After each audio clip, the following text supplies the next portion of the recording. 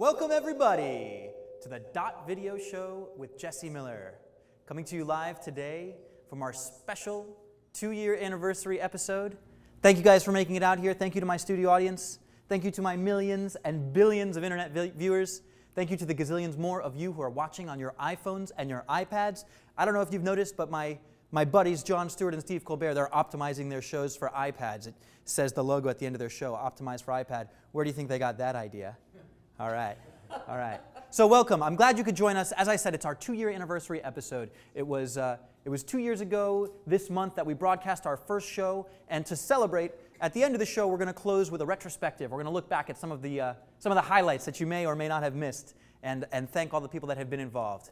But before we do that, we've got 3 awesome pieces of gear. We've been promoting them by email. I know you guys are excited to see them. We're going to start right off the bat with the variable ND filter from Genus. This is the big secret.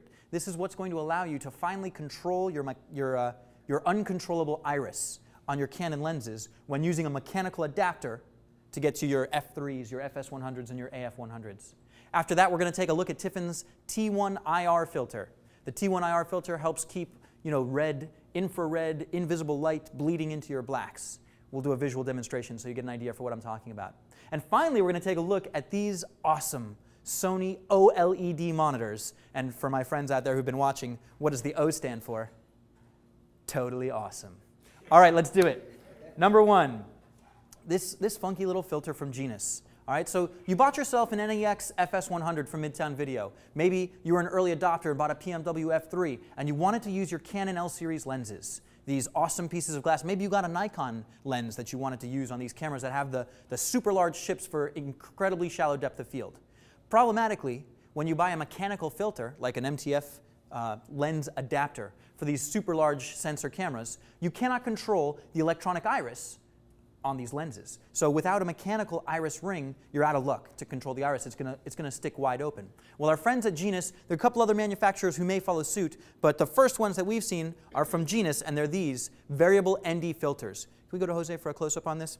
It's brilliant, really. It's 2 opposing polarizers. So rather than having the iris controlled electronically, you can actually control, using this filter, the amount of light that passes through, almost like an optical iris. So to help demonstrate this, I'm going to borrow on the help of our PMW F3 camera. We've got an MTF mechanical adapter to put our Canon lens on it. And we're going to move it into position with our brand new Wally Dolly. Wally Dolly. Pick that up in the Midtown Video rental department. Check this out. We're going to aim over here at Frank. Frank's our buddy. He's our mannequin. If you've been in to pick up a camera, you may have met Frank sitting in the demo room just waiting to introduce something special to you. Now, I'm going to borrow his help to demonstrate the value of this awesome optical iris. Does that shift the color Mark wants to know? So we've got a question coming in from the internet, and it's Mark. Mark, thank you for watching. The question is, does this shift the color? My answer is no, but once we've done this demonstration, we'll do a little 1-2 on-off for you, so you can decide for yourself whether or not we're shifting the colors. So, Verge, let's check out camera number 4 for a sec. All right, it's closed, right? How can that happen when my L-series iris is only open on these mechanical adapters? Well, it's this Genus. It's this Genus optical polarizer. So, let's get off of camera 4, I guess. All right.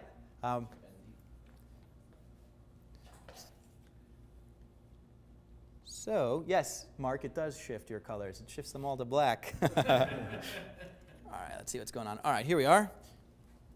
Okay, so let's give this one more shot. Give this one more shot. Worked in rehearsals, as they say. While you're working, Ra wants to know if it fits an EX1 and an EX3. So Ra, that's my buddy from Ra Productions. Raul, thank you for watching the show, man. Yes, absolutely. The filter thread on this filter that I'm screwing in right now is 77 millimeters.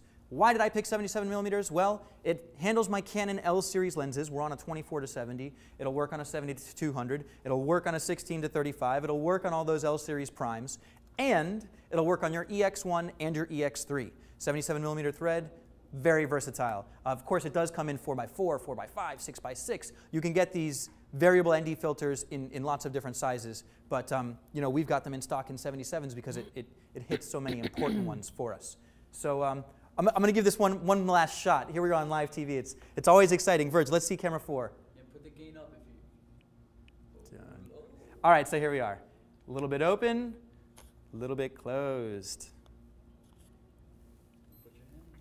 All right, here we go. Open, closed. Almost like a proper iris, but this is all done. Let's go to Jose for a sec. Jose, check this out over here. All done just by manipulating the iris ring here. So any chance of a 2-shot with me and Jose? That would be, no, I mean, have me rotating the ring and the effects on the camera 4? That might be asking too much. We should have rehearsed this one. All right. What's the price, Ra wants to know? Okay, Ra, I'm glad you asked. The price on the 77 millimeter optical ND neutral density variable filter is $200. Got a couple of them sitting in stock in Midtown Video. If you only need them short term, you can come in and rent it, much less expensive, make it happen for you. So once again, let's just do number 4 here, Verge. Let's just do number 4. And we will show, we will answer Mark's question as to whether or not there is any color shift on camera 4.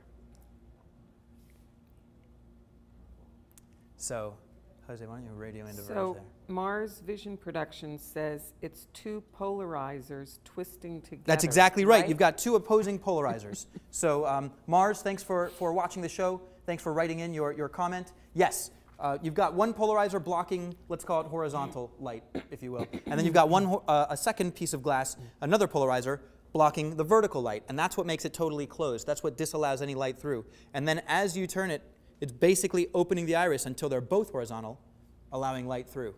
So it's pretty effective. Verge, can we just go back to camera 4 for one more time, and I'll give you the effect here. So this is closed, right? This is open. And now to answer Mark's question, we're going to stay here just for a sec. Keep an eye on those reds, Mark, and you'll let me know if the colors shift any. So here's the filter on, and here is the filter off. Yeah, so you're losing a little bit of light because you're definitely, you know, it is an ND filter, any way you look at it. You're losing a little bit of light, but I would say that the colors are not affected. You're basically putting on sunglasses, right? And they're not sort of warming tinted sunglasses. You're just reducing the amount of light coming in.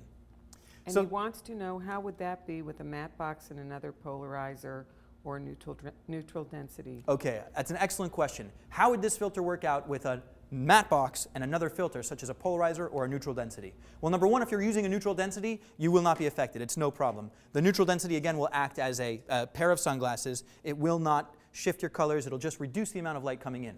If you do add a polarizer, particularly if it's a linear polarizer to the equation in front of your matte box, you will get some unintended consequences. You will definitely reduce the amount of light coming in.